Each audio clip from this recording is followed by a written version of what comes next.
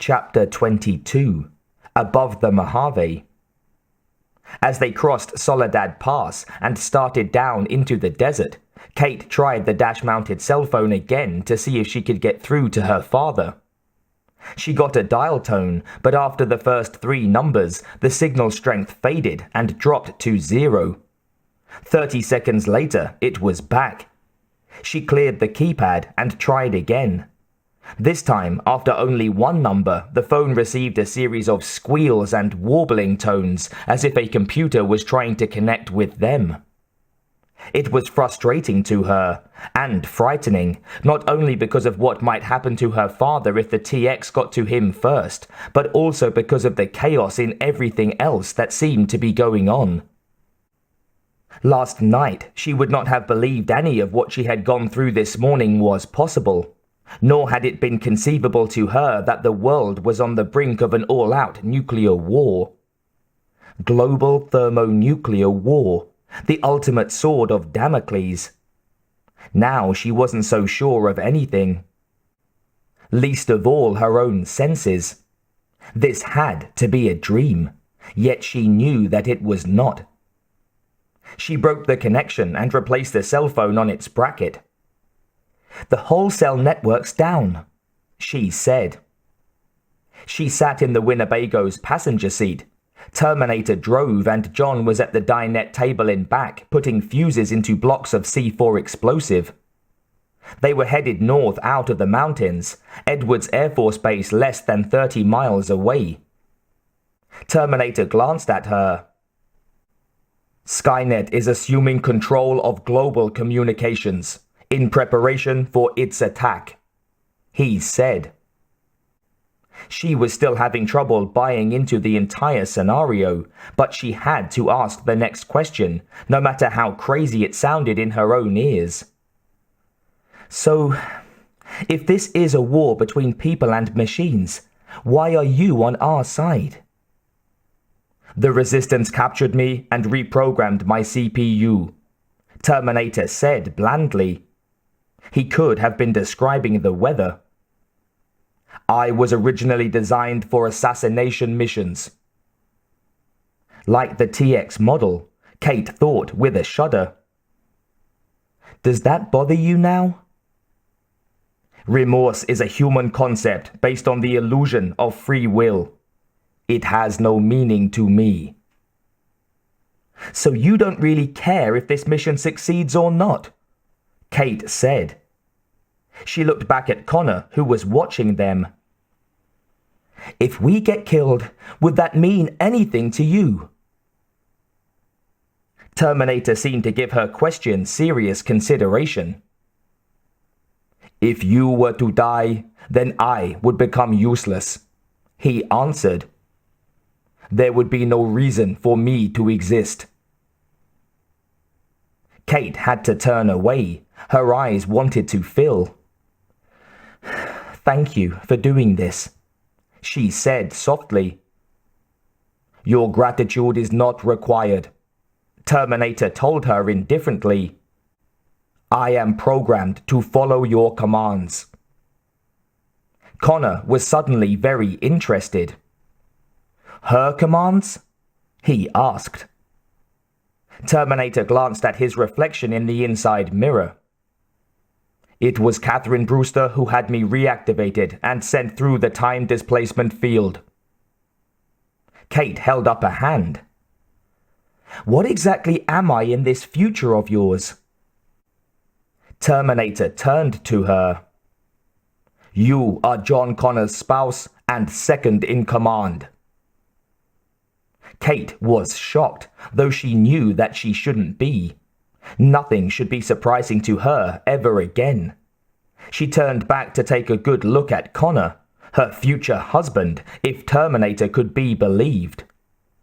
"Hey, don't look at me. It's not my idea," he told her. Kate continued to stare at him. She tried to remember what it had been like in Kripke's basement, making out with him. Although she remembered his face, she was fuzzy on the details of what exactly they had done. She shook her head slowly. No way. Connor was obviously stung.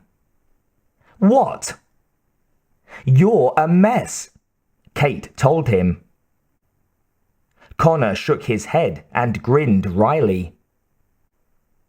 You're not exactly my type either, he said.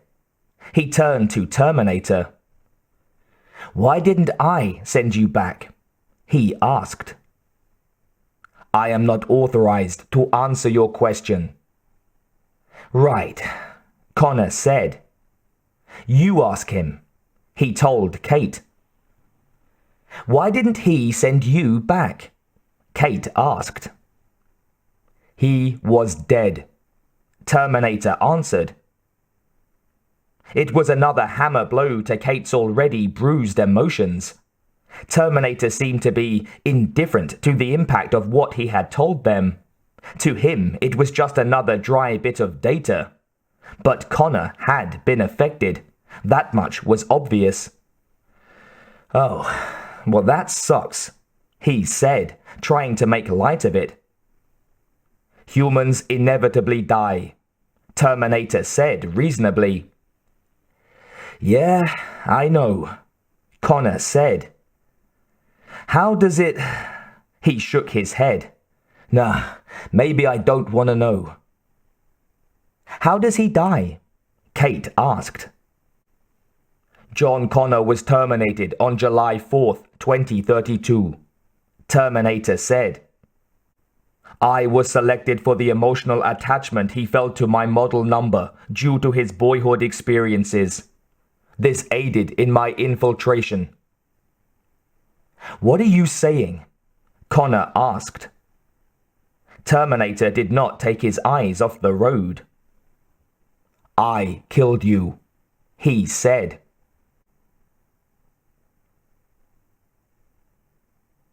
Edwards Air Force Base. Edwards Air Force Base, this is LAPD helicopter Nancy 1009er inbound. Request permission to land. TX radioed. Staff Sergeant Gloria Sanchez raised her binoculars and studied the sky to the west. The helicopter was too low for radar. She spotted the dark blue LAPD chopper low out of the sun. She keyed her mic. LAPD, Nancy 1009er. This is Edwards Control Tower. What can we do for you this afternoon? I'm probably on a wild goose chase, Edwards, but we're looking for a kidnapping suspect. TX radioed pleasantly in a man's voice. She wore the dark blue jumpsuit and LAPD badge of Sergeant Rico, the pilot. The suspect may be headed out this way. I was wondering if I could talk to someone from security. I have photos, and you guys are about the only people I can raise right now. We're having problems with our comms too, 09er. Stand by. She telephoned the OD at base security, Captain McManus. Yeah, have him set down on the flight line in front of 2004, the captain said. I'll send someone over to talk to him. Yes, sir, Sanchez said. She got on the radio. 09er Edwards, you have permission to land. Pressure is 29.97. Winds out of 085 at 8 knots. Roger that. TX radioed. Where would you like me to set down? On the flight line, just east of the tower. We'll have someone with wands to show you where. Much obliged, TX said. My pleasure, 09er.